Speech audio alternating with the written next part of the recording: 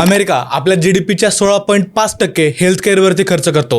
Canada 11.2%, France 11.9% आणि Germany 12.6%. अहो, हे डेव्हलप कंट्रीज तर सोडा, अफगाणिस्तान सुद्धा GDPच्या 23% खर्च आरोग्यावरती करतो. आणि भारत आपण किती करतो माहिती आहे? आपण आपल्या GDPच्या फक्त 3.8% खर्च हेल्थकेअरवरती करतो. हे मी नाही सांगत आहे, या आकडेवारी आहेत प्रेस इन्फॉर्मेशन ब्युरो आणि वित्त मंत्रालयाच्या. देव न करो, उद्या जर तुम्हाला खाजगी दवाखान्याची पायरी चढायची वेळ आली तर प्रत्येक वेळेस 32,000 रुपयांपर्यंत खर्च होऊ शकतो. आणि दरवर्षी आपण आपल्या उत्पन्नाच्या 15 ते 20% खर्च फक्त दवाखान्यावरती खर्च करतो. पण हे सगळं का होतं? कारण भारतात इन्शुरन्स पेनिट्रेशन अजूनही 3.7% एवढंच आहे आणि जगाची सरासरी आहे 7.3%.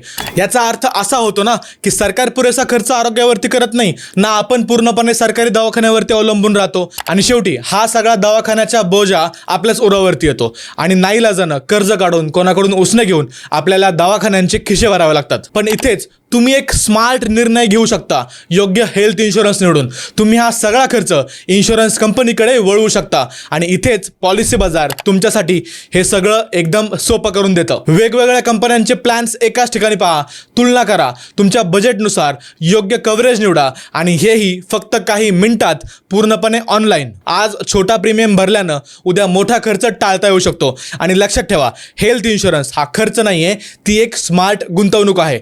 पॉलिसी बाजार ॲप हे लगेच डाउनलोड करा किंवा त्यांच्या वेबसाईटला भेट द्या आणि तुमचं आणि तुमच्या कुटुंबाचं भविष्य सुरक्षित करा.